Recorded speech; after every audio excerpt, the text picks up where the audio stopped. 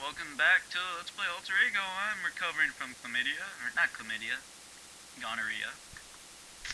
That's a delightful way to start the video. Damn, there's a lot of... Let's do a health one. Looking in the mirror one day, I rubbed my upper lip. Imagine what it may be like to grow a mustache. Fuck it, let's grow a mustache. Let's do a Fu Manchu. No, that's ridiculous. Let's do a nice bushy mustache. My confidence shows that I'm capable of enduring the comments people make when I change my looks. More sensitive people say things like, have I done something with my hair lately? People who aren't sensitive ask what that thing hanging off my face is. It's funny how life changes just by how you decide what to remove and what not to remove. I begin to see myself as a different person. More dashing. More mysterious. I'm especially classy during that period before I realize that food sticks to facial hair. One evening I tend to show with a piece of carrot on my upper lip. That's awesome. Man, I'm so depressed. Chlamydia, being left at the altar, losing Cindy. I haven't had a physical checkup for some time, so let's go to the doctor.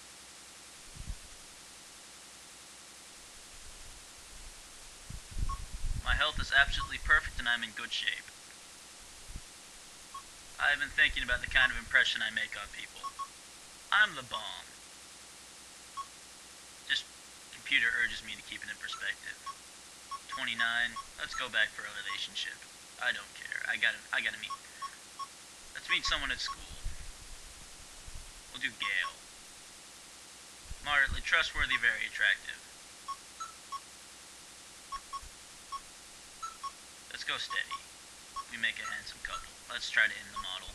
I'm in a large shopping store looking for clothing. When I leave the house this morning, I didn't have time to save, so I look just a bit on the grubby side. I have a question for the salesperson, but I can't seem to attract his attention. Every time I say excuse me, he says just a minute, sir, and he chats with another salesperson what seems to be a such and such. Let's be assertive and get the manager.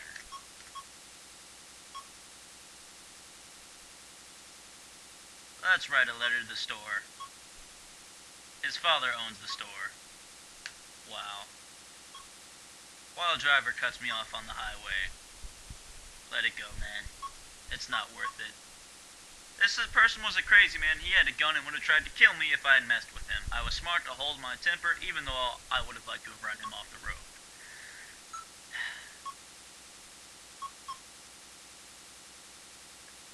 One of my friends suggested a tuck-in service. For $3, we'll tuck in a female student leaving one of this and read them a bedtime story. Yeah, I'd like to try that. Socially, I had the finesse necessary to convince a young woman to let me into a room and read her a bedtime story. I had the self-control necessary to stop myself from jumping under covers with clients. As a result, I built up a popular business and I earned $500. My favorite female companions have just spent the night together in the comfort of her dorm room. I awake to a loud ring. The struggle zone, I've recognized the familiar voice of her parents on the other end of the line. They ask how I'm surprised we're downstairs and coming right up.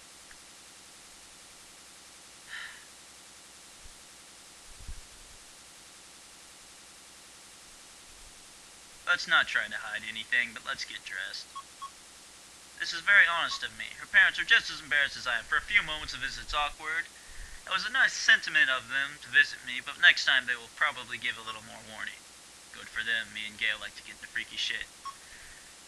You know, like breaking chairs over each other. That kind of saucy nonsense. Henry Shauner is the kindly old man who owns the candy store near the grade school I attended. Whenever I pass the store, I'm reminded of the time he put an extra piece of candy in my hand without charging me. He let me run up a tab if I was peering too short, or called my mom to give me a ride home if I missed a school bus. Lately, the lights have been out. Let's get information. They say he's gone on vacation, but that doesn't sound right.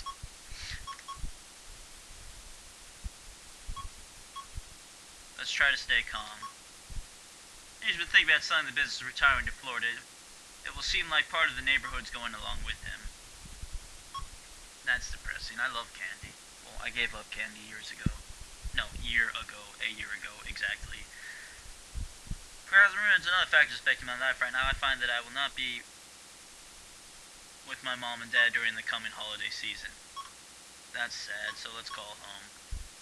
I speak to my parents. There is a quiver among them tells me that everyone is thinking of me and wishes me well. When I hang up the phone, reminisce about holidays in the past, the present, the food, and the people. Why is it that all of the good things in life must change? A friend of a friend from Hollywood calls and asks if I would like to go on a new game show called Date of a Lifetime. It's a television show where I win cash valuable prizes, a night of romance and adventure with one of the world's most beautiful women. I don't want to fuck anything up. How could I pass up the date of a lifetime? Quite simply. So I won't win a date with a big star, $1,000 trip to Bermuda, or a gift certificate from the Beagle catalog. At least I still have my dignity. Never feels like it. Sexy nature. There is a concert at the student center, and I have made arrangements to go with my friend Bobby and his new girlfriend Linda. Why is it all of these things? When I arrive on time, said Bob and Linda are a little bit rumpled in appearance. It seems that I have interrupted a romantic interlude. Bobby excuses himself to shower and get ready for the concert. Linda's a little out of it. Linda moves close to me to tell me I have a bad sense of timing. Would I like to finish what Bobby started? Tell Linda that I want to do that to a friend.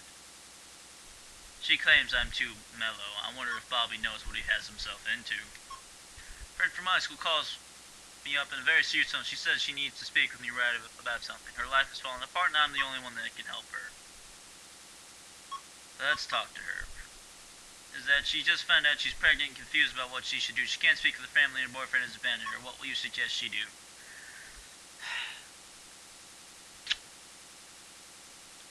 Just so y'all know, I'm pro-choice. But the reason I'm pro-choice is I'll never be pregnant. I'll never know what it's like. So it doesn't matter to me. It's her body. They should do what they will with it and deal with the consequences of their gods and politics and whatever they want by themselves. I suggest that she gets professional help, because I wouldn't know what to do.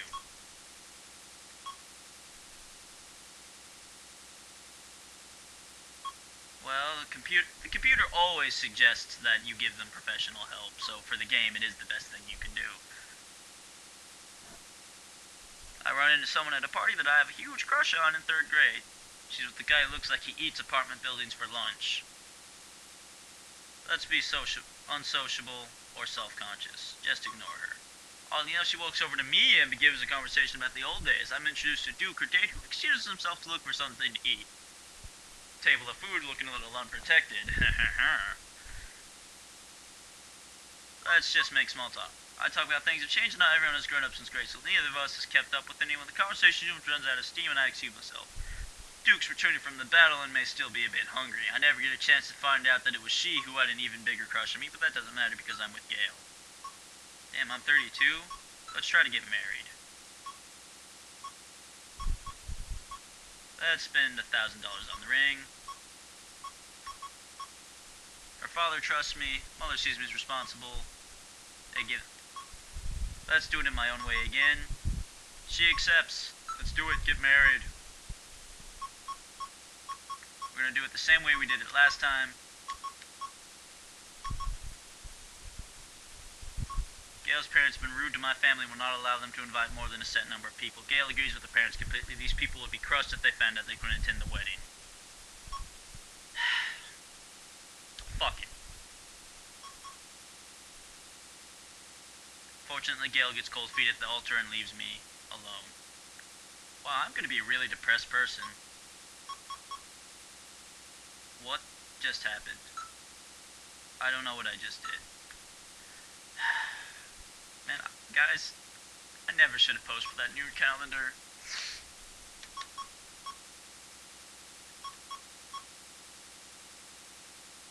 Let's meet Kimberly. She's not trustworthy.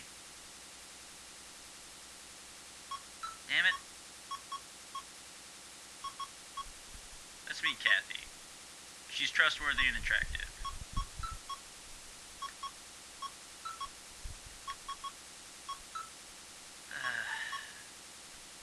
I'm just wondering if I could just jump into a marriage.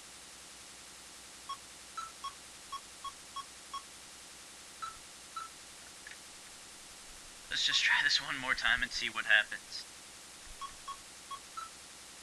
Welcome to adulthood. Life is short and long, opportunity fleeting, experience treacherous, and judgment difficult. Hippocrates. Word, dog, word. Okay, let's get married. I'm gonna call it a video.